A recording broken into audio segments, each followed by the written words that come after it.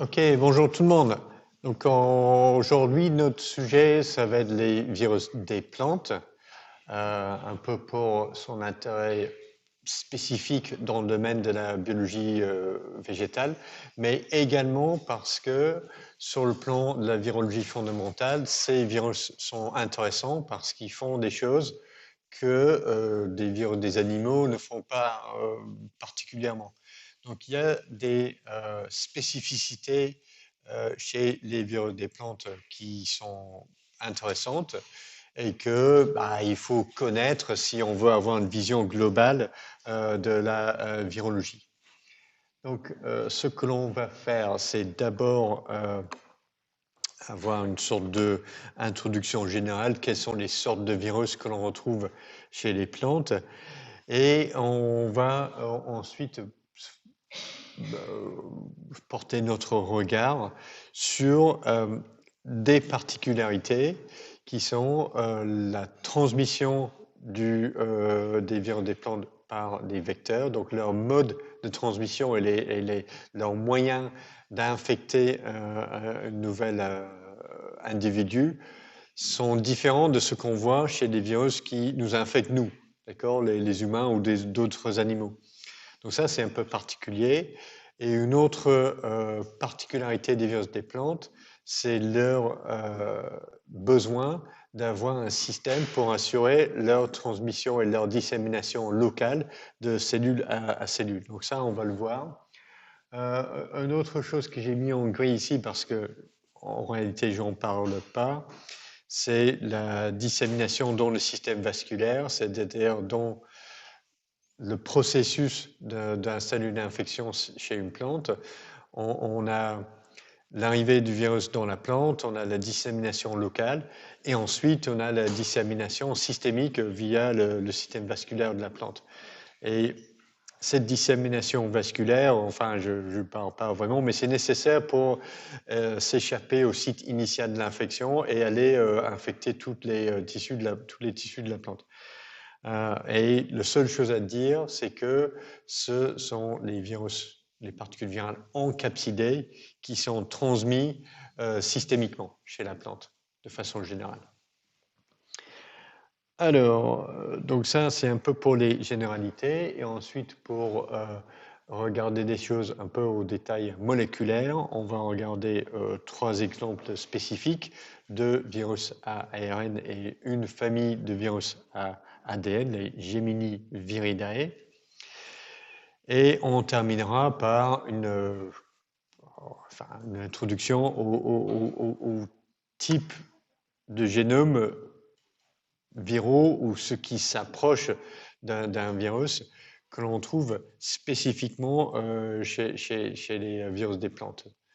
Donc les génomes multipartites, les satellites et les viroïdes, que l'on retrouve chez les virus des plantes et pas chez les virus des animaux. Alors, donc quel type de virus trouve-t-on chez les plantes? Donc ça, c'est mon schéma avec les différentes familles virales ou les différents types de virus selon leur classification de Baltimore et avec la taille de la police proportionnelle au nombre de familles virales qui sont au sein de chaque classe de Baltimore. Et donc, on avait constaté que les deux classes les plus répandues étaient les virus ADN double brin, donc qui se font passer pour l'ADN de la cellule hôte, et les virus ARN brun plus. En gros, ils se font passer pour un ARN messager. Lorsqu'on regarde chez les plantes, on trouve ça. Énormément de virus ARN brun plus, un petit peu des autres types de génomes, mais il y a un grand absent. Pas de virus à ADN double brin chez les plantes. Donc ça, c'est vraiment remarquable. Il n'y a vraiment aucun. Et on pense que c'est parce que cette étape de dissémination locale est absolument essentielle et qu'il y a des contraintes sur la taille d'un ADN qui peut passer à travers les plasmodesmes. Donc on pense qu'on ne trouve pas de virus ADN double brin chez les plantes parce que dans le processus d'infection chez une plante, on doit avoir cette étape de dissémination locale. Et on pense que pour les virus à ADN double 1, ce n'est pas possible. Ils n'arrivent pas à le faire. Donc ça, c'est le grand absent chez les virus des plantes. Mais à côté de ça, on a des formes de génome que l'on retrouve uniquement chez les plantes. Les virus des plantes ont énormément de virus satellites ou des ARN ou des ADN satellites. Donc on va voir ce que c'est ça. Et il existe aussi des viroïdes chez les plantes et pas chez les animaux. Alors, problème spécifique chez les virus des plantes. Donc la première étape pour un virus, c'est d'infecter l'hôte, d'arriver à infecter les premières cellules chez un nouvel hôte. Et le truc à savoir, c'est que la cuticule et la paroi en cellulose à la surface des cellules de la plante est une barrière efficace contre l'attachement et l'entrée des particules virales. Donc, pour assurer l'infection initiale, ce n'est pas comme les virus des animaux, il n'y a pas vraiment de récepteurs chez les cellules des plantes et il n'y a pas vraiment de protéines ou de glycoprotéines d'attachement et d'entrée. Comment font-ils les virus des plantes pour être insérés dans des cellules? Ils doivent être introduits par un vecteur et dans de bon nombre de cas, il s'agit d'insectes qui vont aller mâcher les feuilles des plantes, ou alors ils vont sucer la sève et injecter directement les virus dans le vasculateur de la plante. Donc introduction par un vecteur d'insectes, ou alors, dans certains cas, par des moisissures. Mais dans les deux cas, c'est les sutures de l'insecte, du vecteur, qui vont introduire les virus chez la plante. Donc, l'immense majorité des virus des plantes sont transmis par un vecteur, soit un insecte, soit une moisissure. On a également, pour certains virus des plantes, une transmission verticale, c'est-à-dire le virus est associé aux graines, et donc l'infection s'établit dès la germination et le développement de la plante. Donc, chez ces virus-là, notamment les Partiviridae, je pense qu'il n'y a pas de transmission horizontale, pas de vecteur. Mais on a également la transition par les pratiques agricoles. Et ça, c'est le cas pour le virus de mosaïque du tabac. Ce n'est pas vraiment un insecte qui va la transmettre d'une plante à l'autre, c'est les pratiques agricoles. Donc, tailler les plantes, et donc on va couper une plante avec des sécateurs.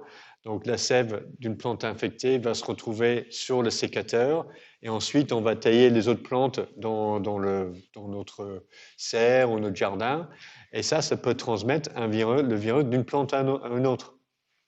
Donc la taille, faire des boutures par exemple, ça va aussi, il y aura la possibilité ou le potentiel de transmettre un virus d'une plante à une autre, comme ça.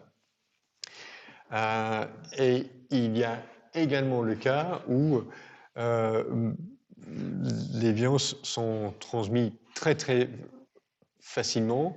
Par exemple, le virus de mosaïque du tabac, il est connu pour ça. Les feuilles qui sont infectées sont bourrées de particules virales infectieuses.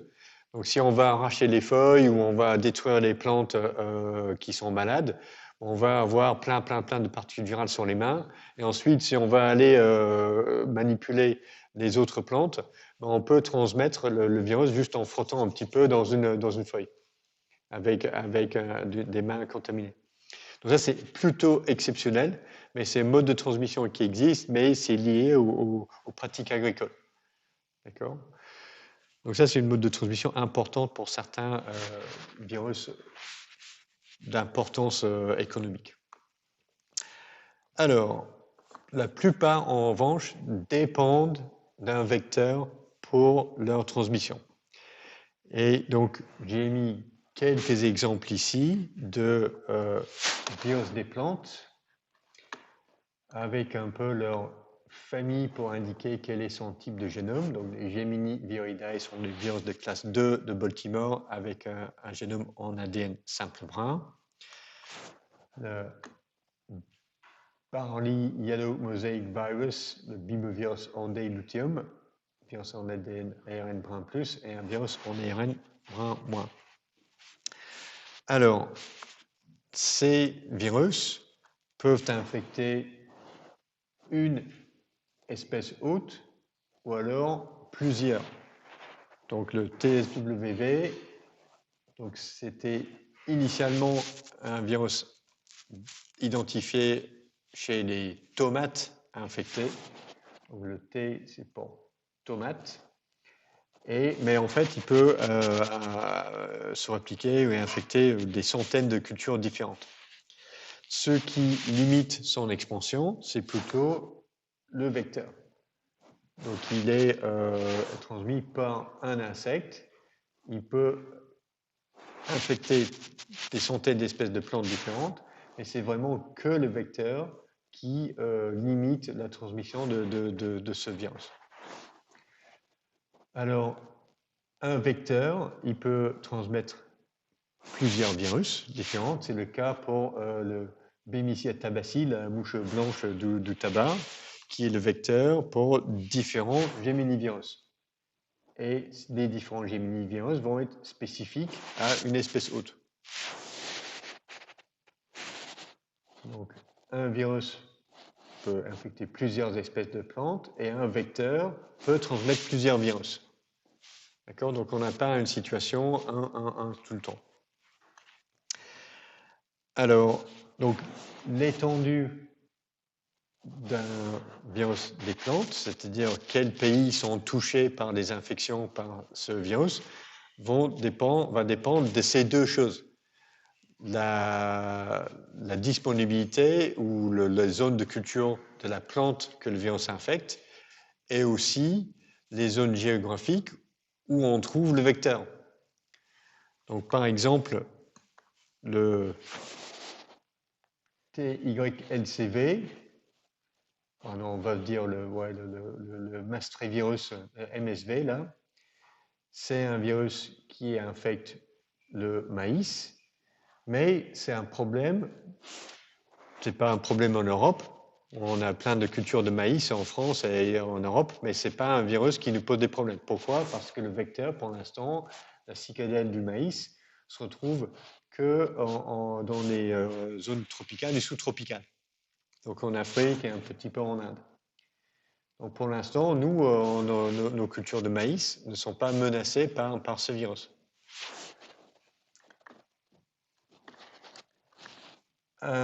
Quoi dire d'autre pour ça? Et un des problèmes dans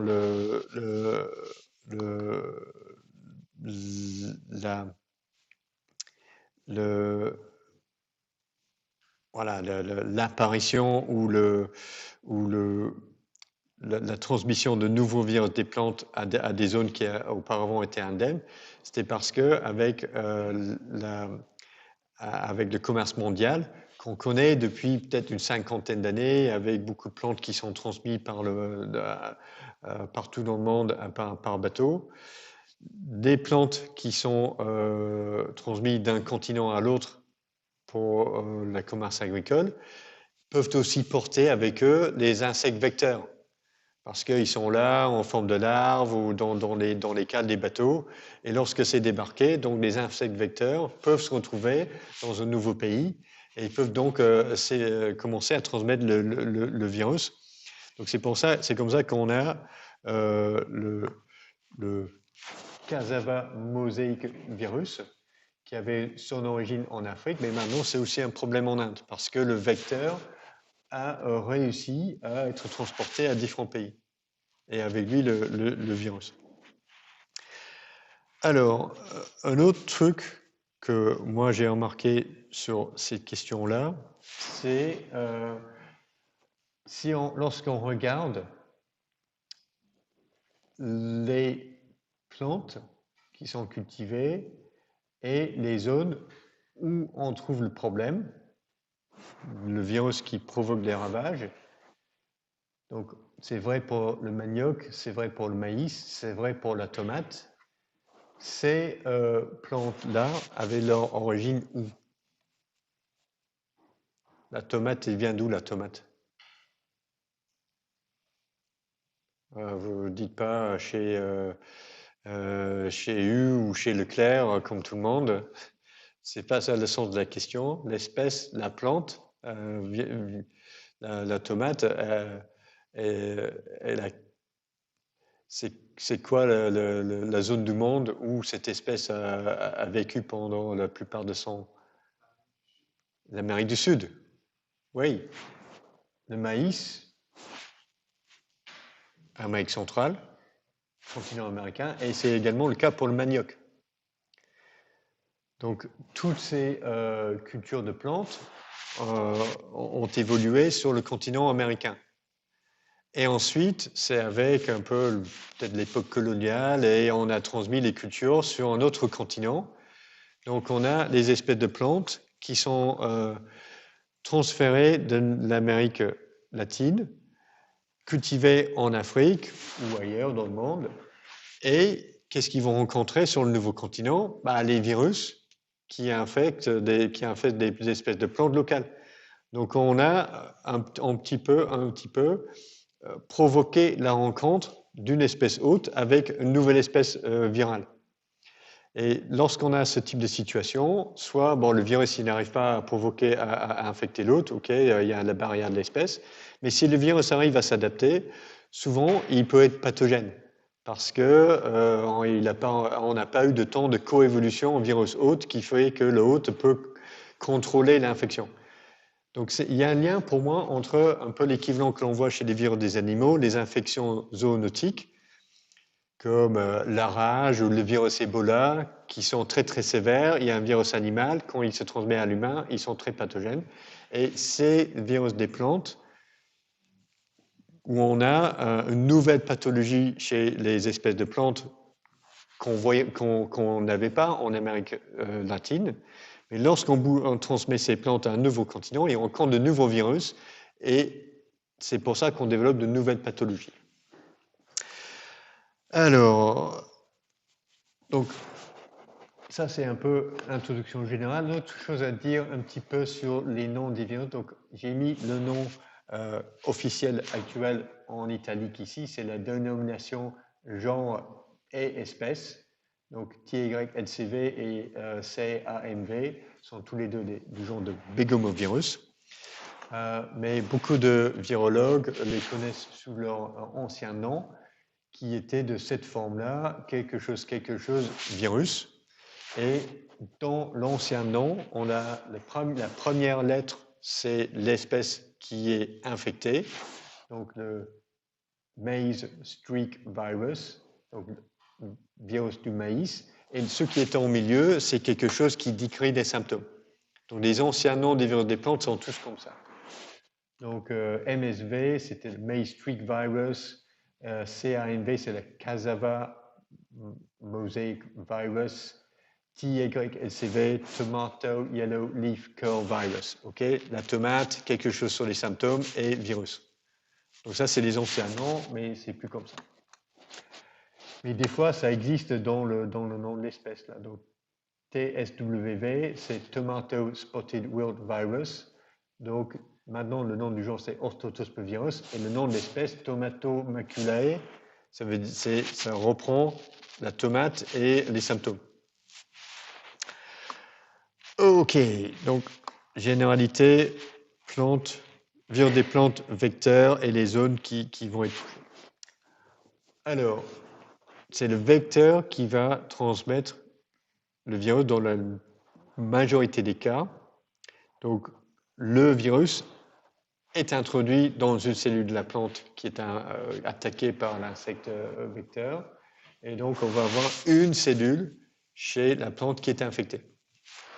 La prochaine chose que le virus de la plante doit faire, c'est d'assurer une dissémination locale et d'être transmis d'une cellule de la plante à une autre via des plasmodesmes qui connectent le cytosol de cellules voisines chez les plantes. Et pour cela, tout virus des plantes doit coder pour une protéine de mouvement. Donc, avant, j'avais dit que le minimum pour un virus, c'est d'avoir une protéine qui assure sa réplication, une protéine de capside, et c'est le minimum. Pour les virus des plantes, il faut aussi une protéine de mouvement. Donc, il y a 3 choses nécessaires pour un virus des plantes. Alors, chez les protéines de mouvement, on a 2 types. Donc, par exemple, la protéine de mouvement chez le virus de mosaïque du tabac et la protéine P30. Et cette protéine-là va s'associer avec l'ARN génomique du virus et il va le permettre d'être transmis d'une cellule à l'autre via les plasmodesmes, mais sans modifier la structure des plasmodesmes. Chez d'autres types de virus, par exemple chez le CPMV, le virus va former des nucléocapsides et ces nucléocapsides seront transmis d'une cellule de la plante à une autre via les plasmodesmes. Mais normalement, les plasmodesmes sont trop petits pour laisser passer une particule virale entière. Et dans ce cas-là, la protéine de mouvement va modifier la structure des plasmodesmes et les élargir de façon à pouvoir laisser passer une particule virale entière. Donc on a ça chez certaines virus des plantes d'ARN brun plus ou ARN brun moins. Donc 2 modes d'action de protéines de mouvement. Mais dans les 2 cas, c'est essentiel. OK, donc sur ce, je vais vous proposer une petite question pour voir si on a bien suivi. Et normalement, j'ai mis ça sur ma doc, sur un WooClap, mais que je vais démarrer.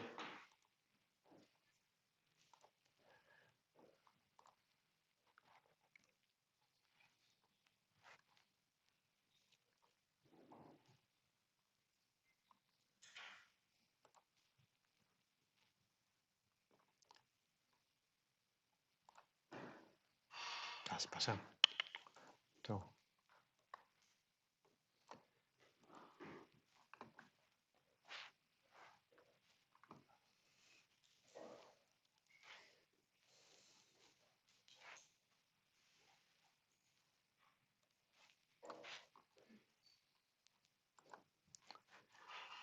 Ok, donc normalement, il est bon, là. La question est activée.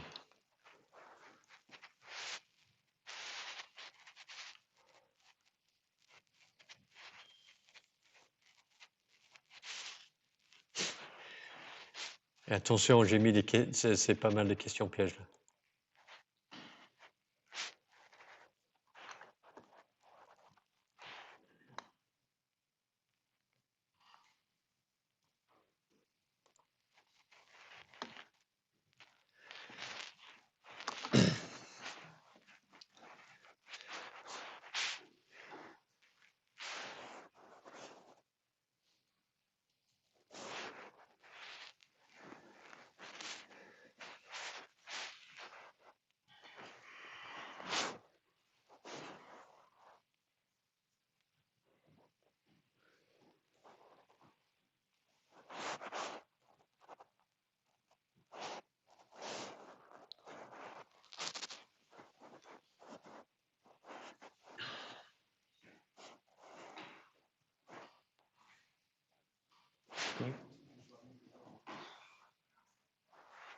Pardon ? Une seule réponse correcte pour cette question.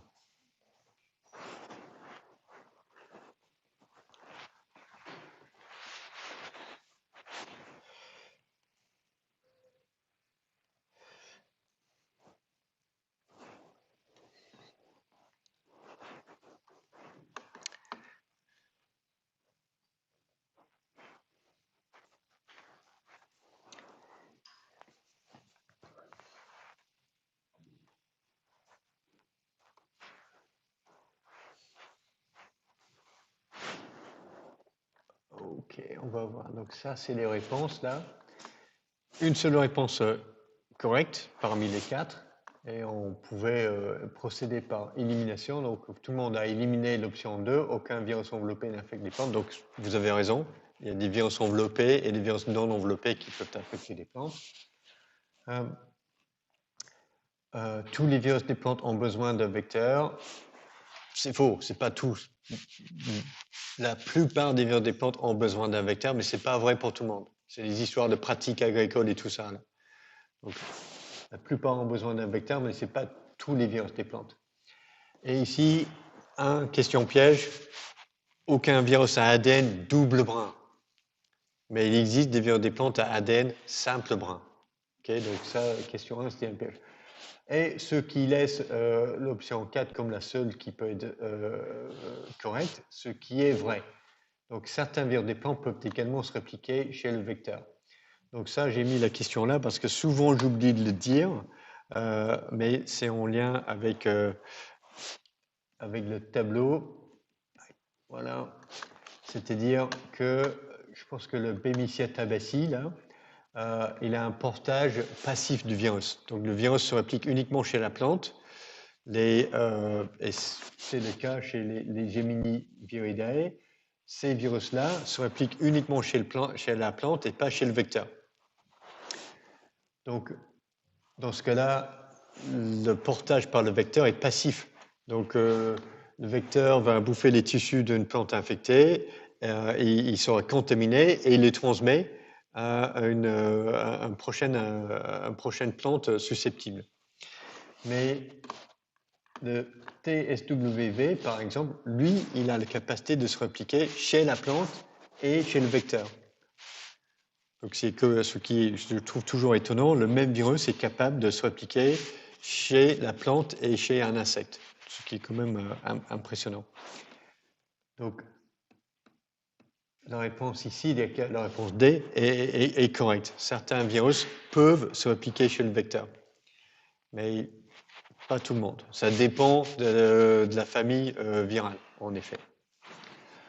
Ok, donc on va regarder quelques exemples de cycles de réplication. Donc le vecteur introduit la particule virale dans le cytoplasme d'une cellule de la plante. Qu'est-ce qui va se passer? Donc notre premier exemple, ça va être le virus de mosaïque du tabac, un grand classique en virologie et en virologie des plantes. La structure de la particule virale, très très simple, c'est une capside non enveloppée hélicoïdale composée de quelques 2000 copies de la protéine de capside qui entoure l'ARN génomique viral. Lorsqu'on regarde dans l'ARN génomique, on voit qu'elle a une extrémité 5' qui porte une coiffe pour permettre la traduction de l'ARN génomique du virus par le ribosome de la cellule hôte. Sur cet ARN, on a différents cadres ouverts de lecture codant pour différentes protéines. Donc on a un cadre ouvert de lecture en 3' qui code pour la capside, un cadre ouvert de lecture un peu au milieu qui code pour la protéine de mouvement pour le virus, et le plus grand cadre ouvert de lecture code pour l'ARN polymérase dépendante de l'ARN. Donc les 3 gènes, les 3 protéines essentielles, protéine de capside, protéine de mouvement et une polymérase pour répliquer le génome. Alors, ce qui va se passer, et donc ces 2 petits cadres ouverts de lecture, codant pour la protéine de capside et la protéine de mouvement, vont être exprimés non pas à partir de l'ARN génomique, mais à partir des ARN messagers plus courts qui vont être synthétisés par l'ARN polymérase virale. Alors, ce qui arrive dans le cytoplasme d'une cellule, c'est une particule encapsidée, et on aura une décapsidation en 2 temps. D'abord, le ribosome va s'attacher à l'extrémité 5' de l'ARN viral qui doit être accessible Et en avançant sur l'ARN génomique, le ribosome va dégager les protéines de nucléocapsides qui entourent l'ARN viral. Donc on a une décapsidation de l'extrémité 5' au même temps que l'ARN polymérase virale sera traduite en protéines. Et ensuite, c'est l'ARN polymérase virale qui va s'attacher à l'autre bout, à l'extrémité 3' du génome viral, et qui va compléter la décapsidation. Et à partir de là, bon, on va avoir un ARN viral qui est complètement libéré, qui peut se répliquer. L'ARN polymérase virale va former des ARN messagers codants pour les protéines de capsides et la protéine de mouvement. Et à partir de ce moment-là, dès qu'on a la protéine de capside qui s'accumule, on va avoir la formation de nouvelles particules virales complètes avec l'association de la protéine de capside avec l'ARN génomique viral sur une séquence d'encapsidation, la séquence PSI. Donc, un ARN génomique viral peut s'associer soit avec la protéine de capside, soit avec la protéine de mouvement. Si l'ARN génomique s'associe avec la protéine de mouvement, il sera transféré via les plasmodesmes et peut être transmis et démarrera un autre cycle de réplication sur la cellule voisine. Donc on aura une dissémination locale. Les formes encapsidées sont nécessaires pour la transmission d'une plante à l'autre, parce que c'est des formes encapsidées qui vont être transmises par le vecteur. Et les formes encapsidées sont également essentielles pour la dissémination via le système vasculaire de la plante.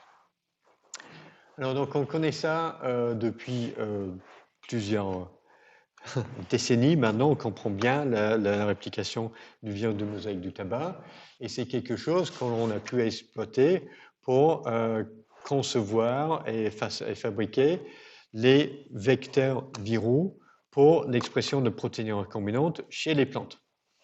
Donc j'ai illustré des cartes de 2 exemples de ce type de vecteur viral. Donc on a le génome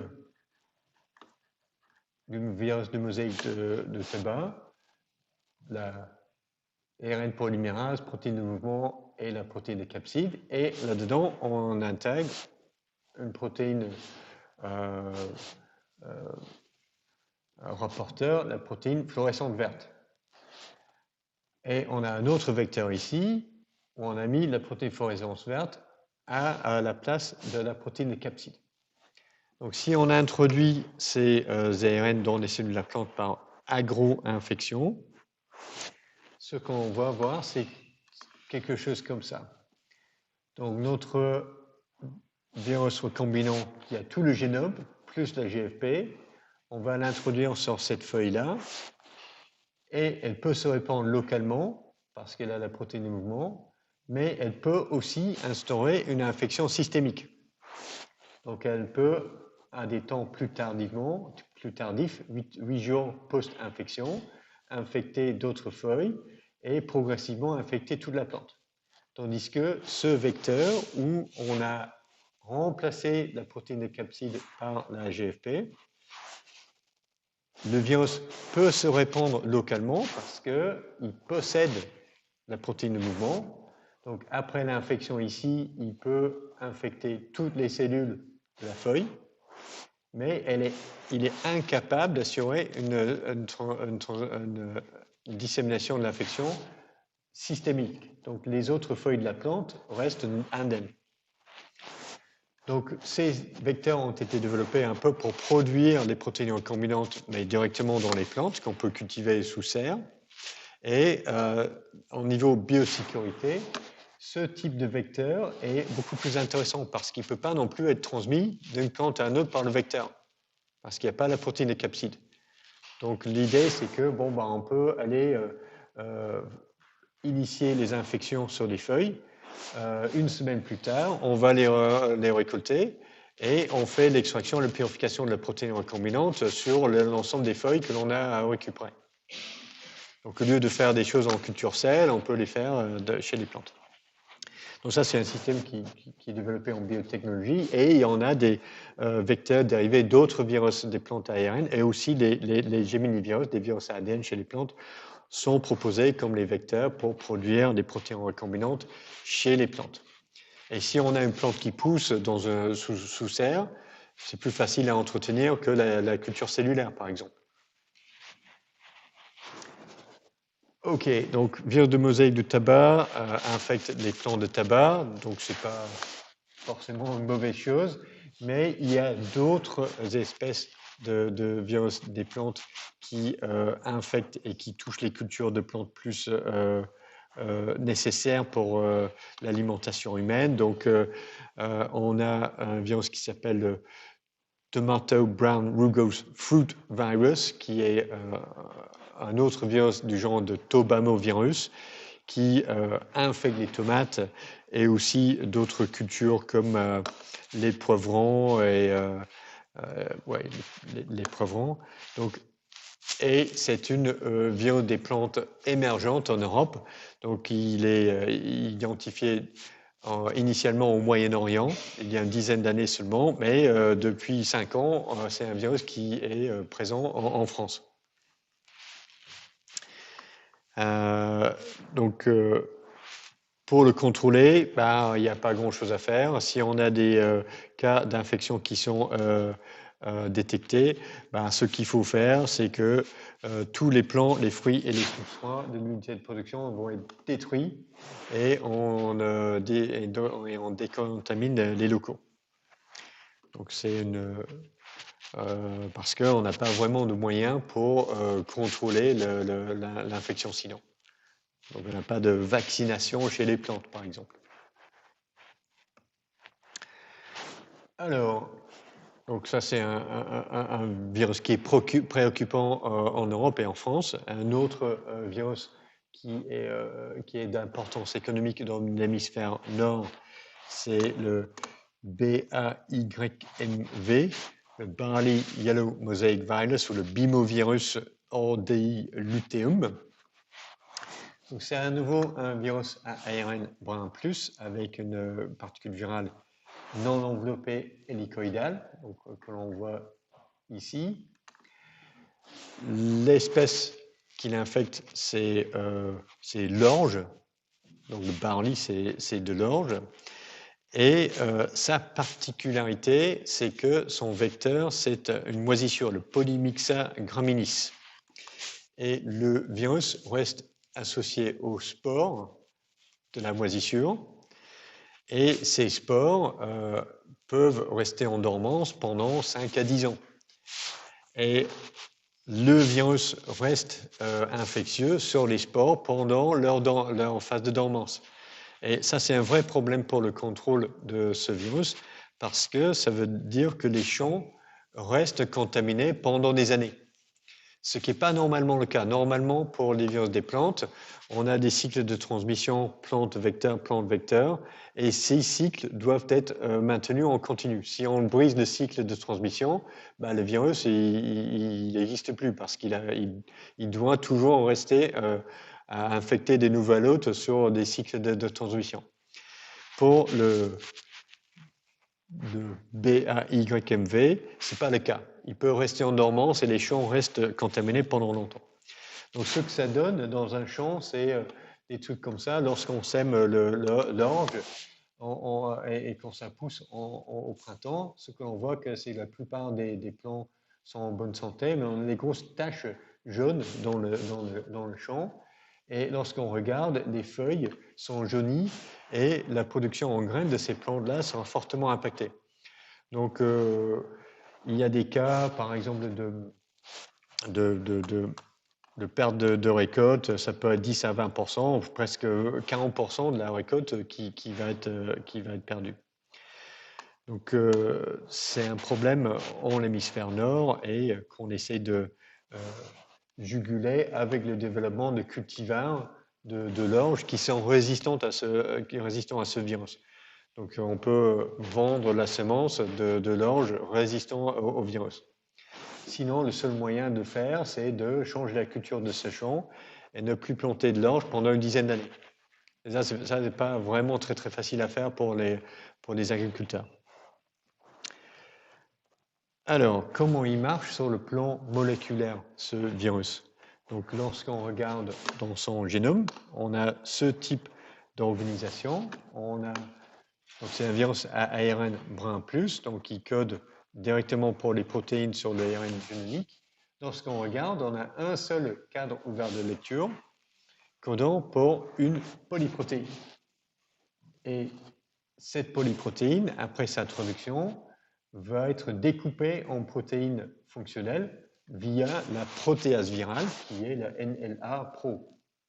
Cette protéase virale va découper la polyprotéine en petites protéines fonctionnelles. Une autre chose que l'on peut remarquer sur ce génome, c'est que l'extrémité 5' de génome ne porte pas une coiffe comme un ARN messager, mais qui est associée à une protéine virale, la VPG.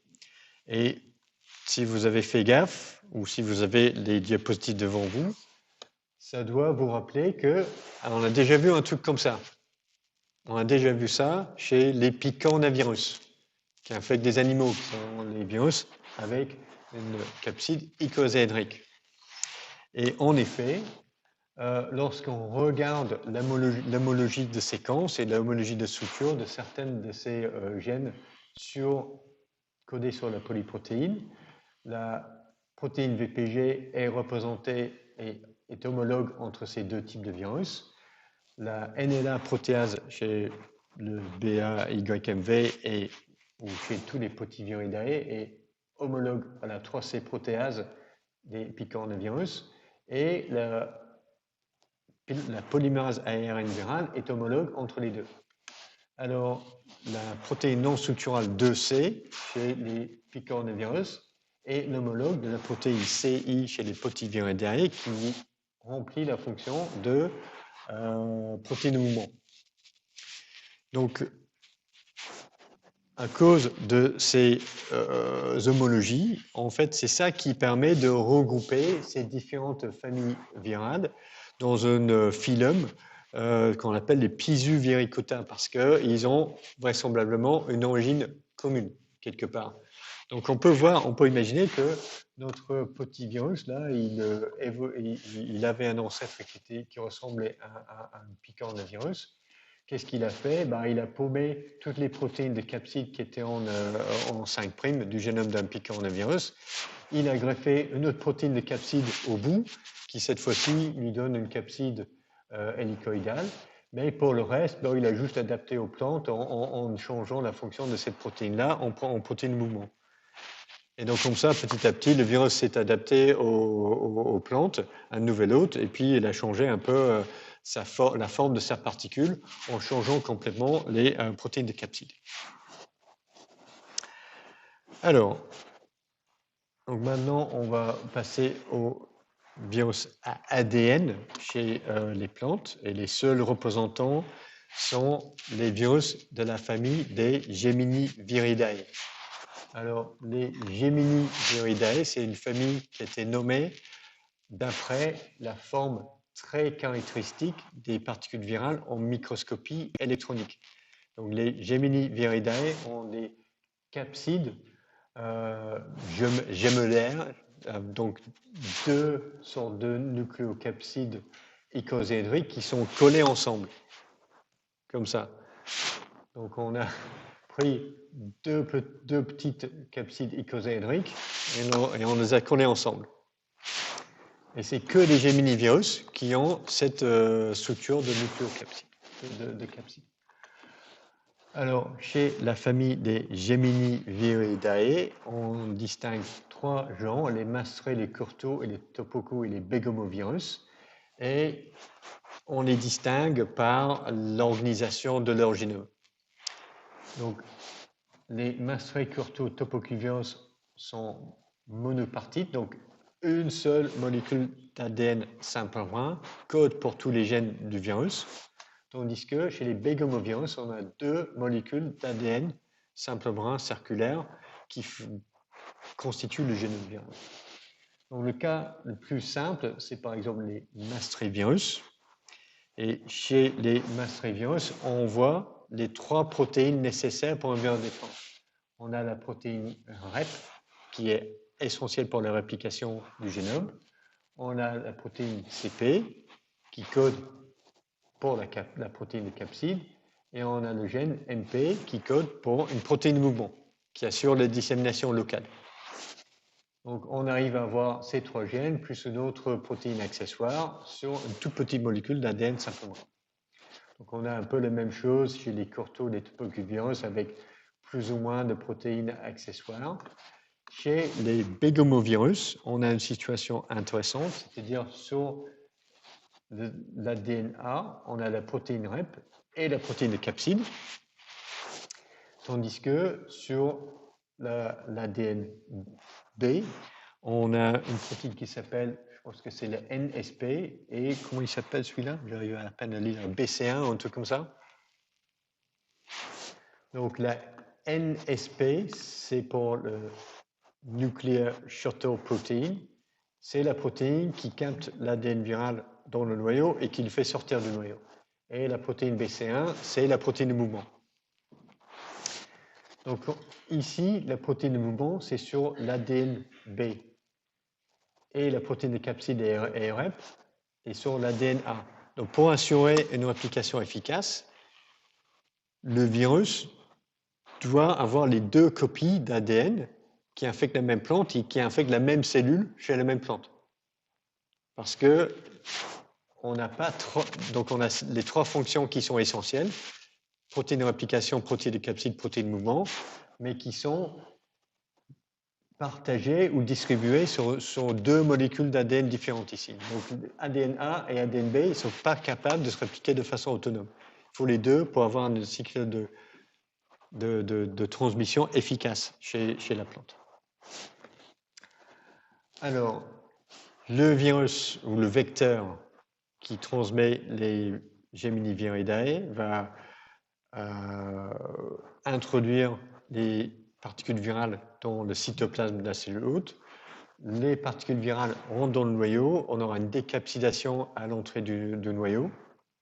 Et donc, ce qui rentre dans le noyau d'une cellule infectée, c'est l'ADN simple brun circulaire du virus qui sera recopié en ADN double brun, sans doute par les systèmes de réparation de l'ADN de la cellule hôte.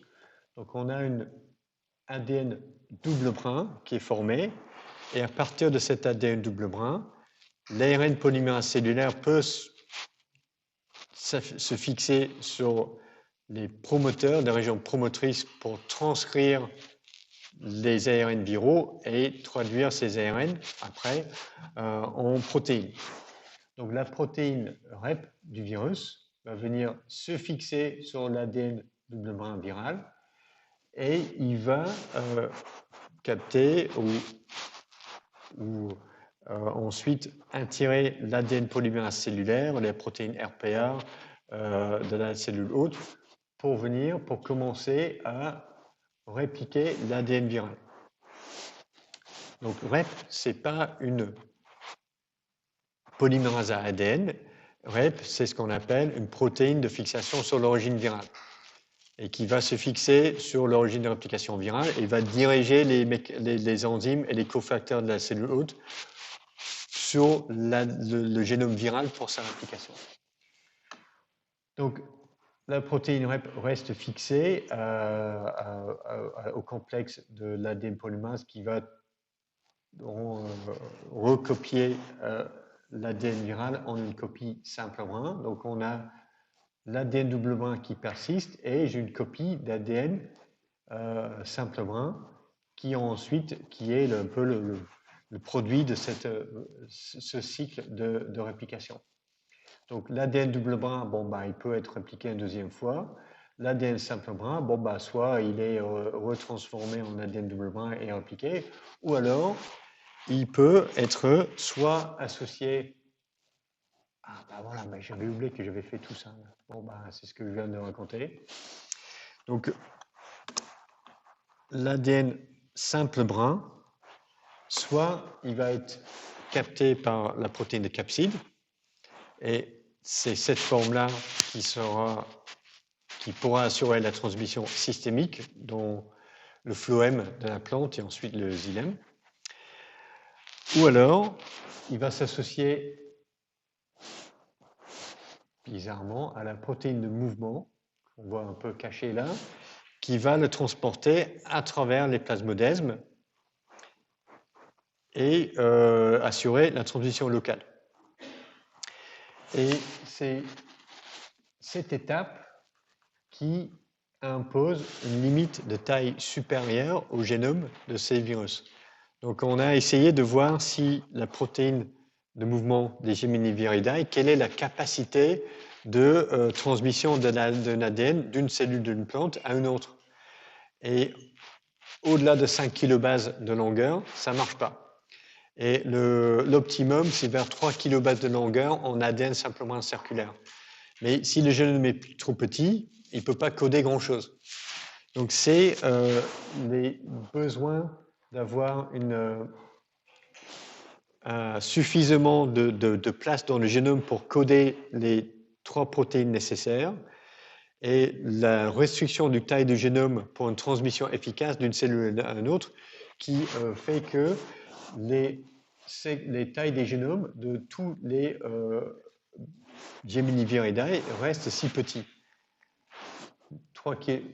Donc 2,7 à 3 kilobases de longueur pour chaque molécule d'ADN dans le génome.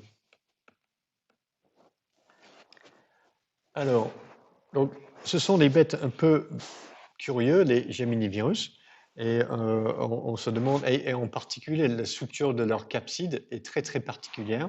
Donc on se demande bien d'où viennent ces virus. Et d'ailleurs, c'est les seuls virus à ADN chez les plantes, donc c'est un peu une exception. Donc on se demandait mais d'où il vient ce virus. Et les indices viennent des homologies de séquences et des homologies de structure. Donc lorsqu'on regarde la protéine REP chez les Geminivirus, on se rend compte qu'il ressemble à une protéine de réplication utilisée pour assurer la réplication de plasmides chez certaines bactéries qui infectent des plantes et qui poussent dans le système vasculaire de la plante. Donc on a l'impression que le génome, qui a un peu une structure comme une plasmide, un ADN circulaire, il viendrait d'un plasmide bactérien à l'origine. Alors, si le génome et la protéine REP viennent de là, bah, la protéine de capside, elle vient d'où? Elle ressemble à une protéine de capside chez un virus satellite. Donc ça, c'est les monomères de la protéine de capside chez les Geminivirus. Et ça, c'est les comparaisons avec la structure de cette protéine de capside chez un virus satellite. Et c'est les seuls qui ont ce type de structure. Donc on a l'impression que c'est un plasmide bactérien qui, d'une façon ou d'une autre, récupère une protéine de capside venant d'un autre type de virus infectant des plantes. Alors le problème pour les Geminivirus, c'est que la capside formée par cette protéine-là, elle est super petite, trop petite pour encapsider 3 kilobases d'ADN simplement. Et la seule solution pour le virus, c'est de coller deux ensemble, et ça fait assez de place à l'intérieur. C'est pour ça qu'on a cette structure si particulière de protéines de capside chez les Geminivirus. Et voilà, donc je vais vous poser quelques questions pour voir si vous avez un peu suivi tout ça. Donc, je vais revenir sur mon cours Moodle et je vais ouvrir cette question.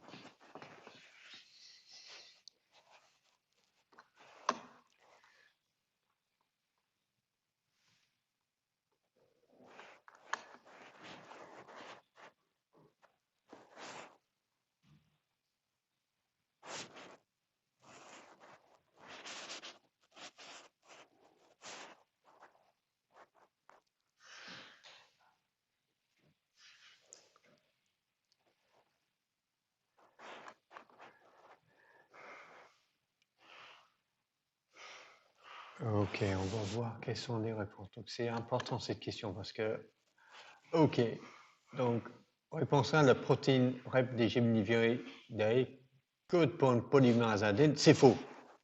Pas un polymérase ADN, c'est une protéine de fixation sur l'origine de réplication. Origin binding protein. Les Gemini-virus sont tous transmis par des vecteurs insectes. Ça, c'est vrai, ça. C'est vrai, je n'ai pas dit, mais en fait, c'est vrai. Il y a toujours une transmission par vecteur d'insectes pour cette famille de virus. La protéine de mouvement des Gemini-virus permet de transmettre la particule virale entière. Ça, c'est faux. D'une cellule à l'autre. Donc, la dissémination locale, c'est l'ADN viral associé à la protéine de mouvement. La dissémination systémique et la transmission d'un plante à l'autre via le vecteur, c'est les particules virales entières. D'accord? Et donc, la réponse à la question 2 conditionne un petit peu la réponse à la question 4. Parce que la question 4 dit ou propose que si on a l'ADN A tout seul d'un begomervirus, il peut se disséminer chez la plante infectée, mais ne peut pas former une particule virale infectieuse. Donc pour répondre, il faut se souvenir qu'est-ce qu'il y a sur l'ADN A et qu'est-ce qu'il y a sur l'ADN B. C'est pour ça que je vous ai fait ces magnifiques schémas ici. Sur l'ADN A, j'ai la protéine REP, j'ai la protéine de capside. Donc si j'ai ça tout seul, la REP, il peut aider la cellule à répliquer l'ADN viral. Donc on n'aurait plus de copies d'ADN viral. La protéine CAP, ben, je peux former des particules. Mais puisqu'on a vu dans la question 2, ce n'est pas les particules qui sont transmises de cellule à cellule via le plasmodesme, il faut la protéine de mouvement. Si on n'a que l'ADN A, on aura des particules virales qui sont formées dans une cellule, mais elles vont rester dans une seule cellule de la plante. Ils ne pourront pas être transmis plus loin que ça. Et il faut qu'il y ait un vecteur qui vient, qui arrive, qui bouffe spécifiquement cette cellule en particulier pour le transmettre. Donc ça n'arrivera jamais. D'accord? Donc pour la réponse à la question D, c'est faux, c'est pas vrai, et c'est plutôt l'inverse. D'accord? Donc si on a l'ADN 1 tout seul, elle peut former une particule infectieuse, mais il ne peut pas se disséminer localement. D'ailleurs, peut-être la question il est un peu ambiguë parce que je voulais dire disséminer localement. Donc c'est ça, c'est un peu le problème là.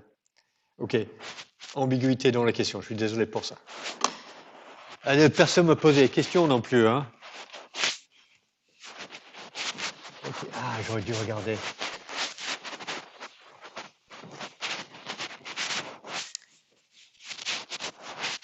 Ok, donc on va passer les 20 dernières minutes sur les formes génomiques un peu particulières que l'on retrouve chez les virus des plantes.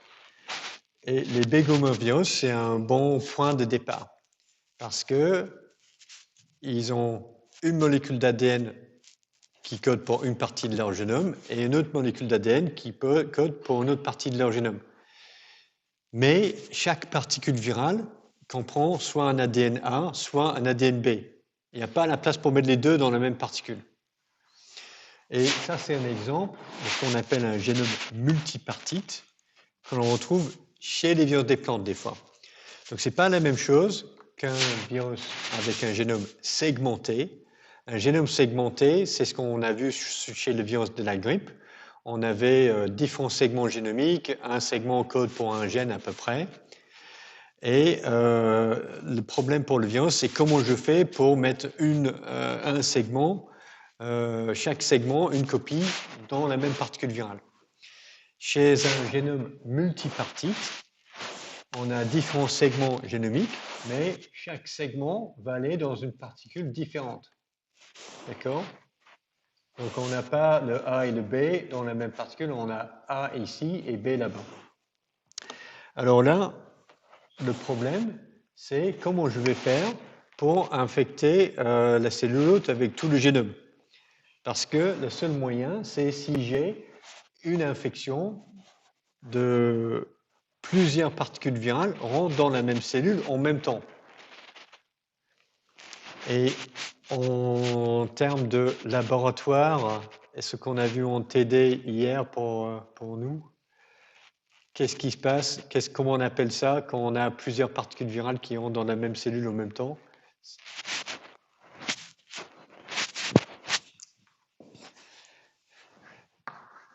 C'est quoi la prochaine lettre ici que je veux mettre là? Un truc à 3 lettres? La deuxième lettre?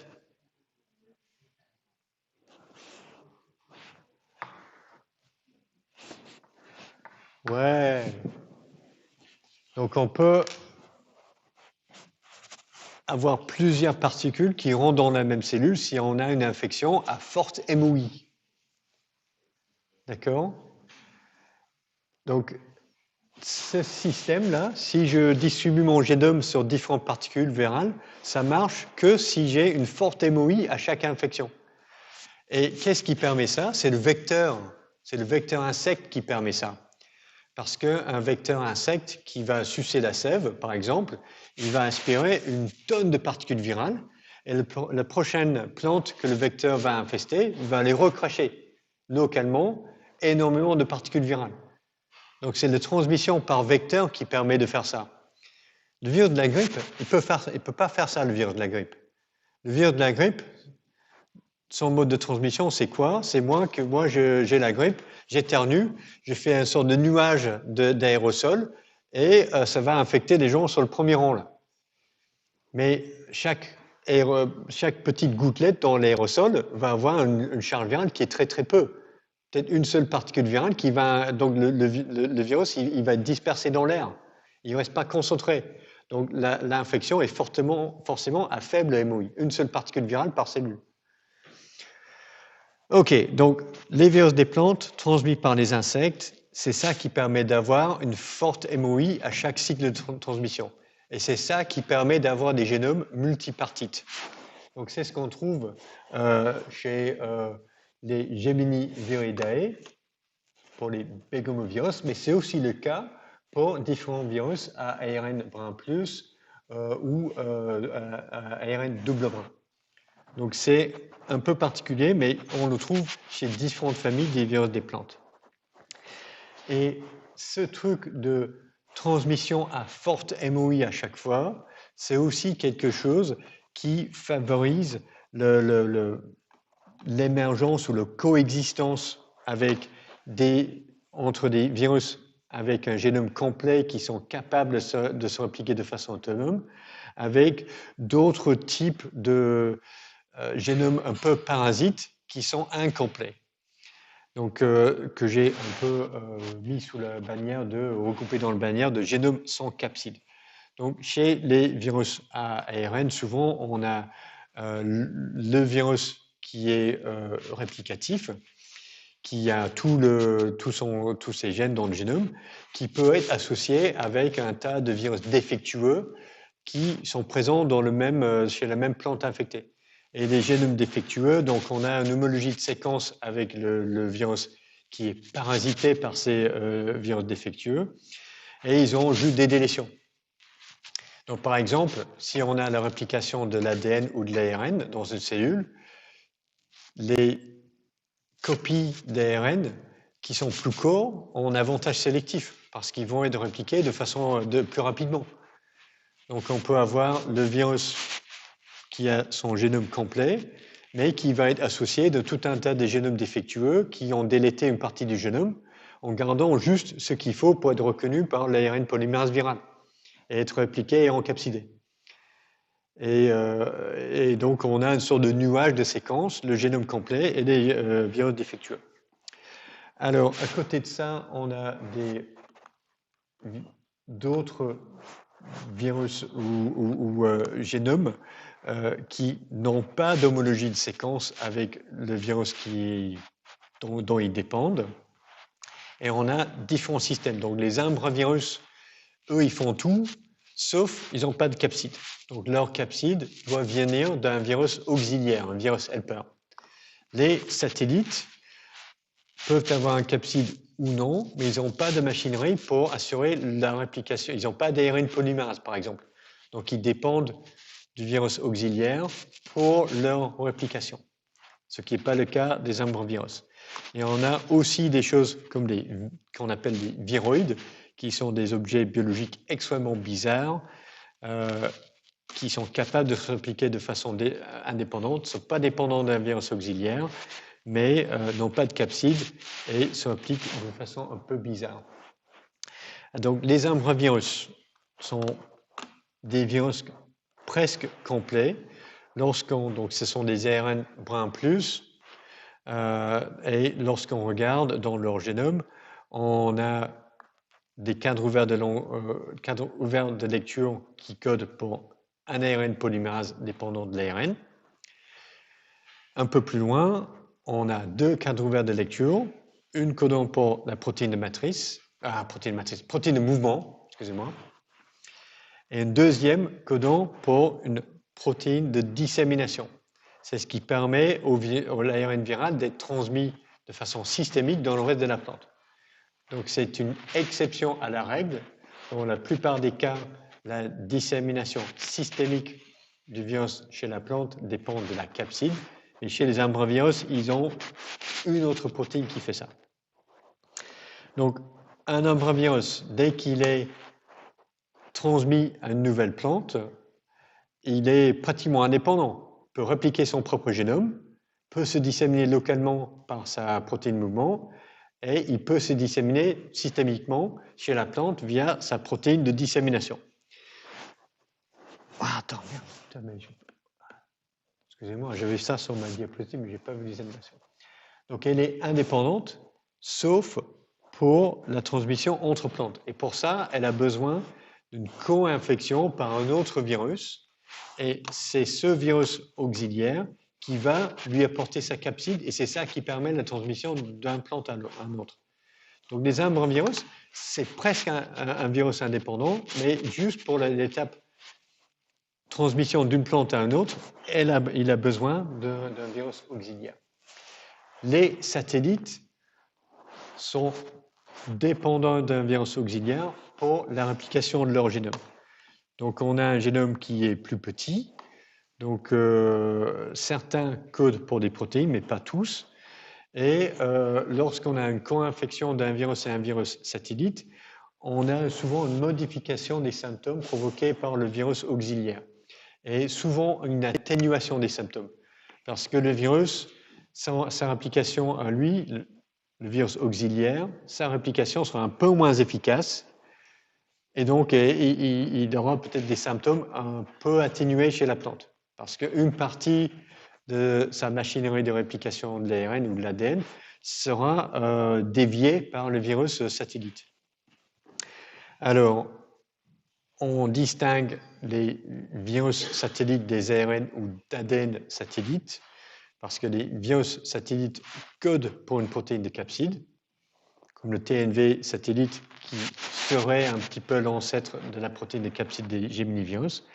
Et les ARN satellites peuvent coder pour une protéine ou non, mais ils ne codent pas pour une protéine de capside. Mais ils vont coder pour quelque chose, ou quelque part dans leur génome, ils ont quelque chose qui va leur permettre de diriger l'ARN polymérase virale sur le génome de l'ARN satellite. Donc soit c'est une protéine codée sur l'ARN satellite, soit c'est une structure secondaire dans l'ARN satellite qui attire l'ARN polymérase du virus auxiliaire. Et dans ce cas-là, ces ARN satellites sont aussi encapsidés par la capside du virus auxiliaire.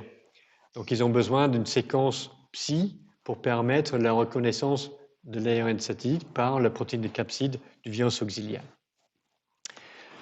Et notre dernier cas, c'est un objet biologique extrêmement bizarre que l'on retrouve, je pense, vraiment uniquement chez les plantes. Ce sont les viroïdes. Donc, les viroïdes ne sont pas dépendants d'un virus auxiliaire. Ils ne codent pas pour des protéines, jamais. Et leur structure, c'est simplement un ARN simple brun, mais circulaire. Et cet ARN simple brun circulaire va avoir énormément d'appariements de base avec lui-même. Donc il y a une structure secondaire très serrée. Et on voit deux familles de viroïdes, des pospiviroïdés qui ressemblent à ça, et les avsun-viroïdés avec une structure secondaire très très différente. Alors, les pospiviroïdés se répliquent dans le noyau de la plante infectée et les avsun-viroïdés se répliquent dans le chloroplaste. Et dans les deux cas, c'est l'ARN polymérase 2 cellulaire ou de l'organite qui va répliquer l'ARN de la viroïde. Donc ça, c'est quand même un peu bizarre, hein, parce que l'ARN polymérase 2, normalement, sa matrice, c'est un ADN double brun. Mais d'une façon que, moi, honnêtement, je ne comprends pas, la structure de l'ARN d'une viroïde peut être reconnue par l'ARN polymérase 2, chez les plantes en tout cas. Alors, donc ça, c'est pour la réplication. Comment il fait là pour sa dissémination locale et dans le système vasculaire de la plante? C'est l'association de ces ARN de la viroïde avec les protéines cellulaires. Les protéines cellulaires qui se fixent sur l'ARN double brun vont les transporter à travers les plasmodesmes et à travers le système vasculaire de la plante. Donc on a une transmission locale et systémique via les protéines de l'hôte. Alors, comment on a découvert ces trucs-là? Parce qu'ils peuvent infecter les plantes et provoquer des symptômes de phytopathologie. Donc, ce sont des pommes de terre d'une plante non infectée et ce sont des pommes de terre d'une plante infectée par le PSTVD. Donc, chaque fois qu'on voit VD à la fin, ça veut dire viroïde. D'accord? Donc, et ça, c'est Potato Spindle Tuber Virus, viroïde. Et c'est un peu pareil comme les anciens noms de virus. Donc, pommes de terre, patates, et ce sont les tubers, les tubers en forme de fuseau. C'est ça le symptôme spécifique de l'infection par cette viroïde. Alors, comment un ARN provoque des symptômes chez la plante? C'est pas normal ça. Et en fait, on a remarqué que les siRNA dérivés des viroïdes sont détectés dans les tissus des plantes infectées. Et on pense que ce sont ces siRNA qui vont modifier l'expression de différents gènes de la plante et c'est ça qui provoque des symptômes. Donc on bousille la régulation de l'expression de différents ARN messagers chez la plante et ça, c'est ça qui provoque les symptômes.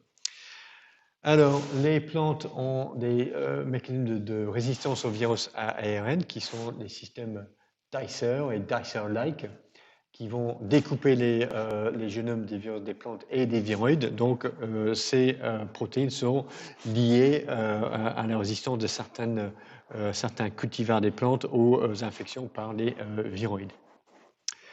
OK, donc le résumé pour les virus des plantes, c'est le suivant. Donc, en termes de génome, on trouve des choses chez les plantes que l'on ne trouve pas chez les virus des animaux, et inversement, on trouve pas certaines choses chez les virus des plantes. Pas d'ADN viral, pas de virus à ADN double brun chez les plantes, mais on a des formes subvirales, les satellites des viroïdes, des virus défectueux, qu'on trouve très très peu chez les virus des animaux. L'apparition de nouvelles maladies des plantes dans une zone donnée, souvent liée à l'expansion du vecteur. L'insecte finit par s'établir sur un nouveau continent et il peut transmettre le virus. Les nouvelles maladies, souvent liées à la culture sur une nouvelle espèce de plante sur un nouveau continent. Donc la plante rencontre de nouveaux virus. Les choses essentielles pour un virus des plantes, c'est la transmission de cellule à cellule par les plasmodesmes. On a toujours besoin d'une protéine de mouvement. La dissémination systématique par le phloème, besoin de la capside. Et la transmission d'une plante à un autre, on a besoin d'une particule virale complète. On a besoin d'un virus encapsidé. Des trucs bizarres qu'on trouve aussi, c'est les génomes multipartites chez certains virus des plantes. Et ça, c'est lié à cette transmission par le vecteur qui permet d'assurer une forte MOI à chaque cycle de transmission. Ok, je vous laisse là. Et puis le dernier cours, c'est la semaine prochaine. On est sur les maladies humaines et animales. On a fait les plantes, on fait des animaux la semaine prochaine.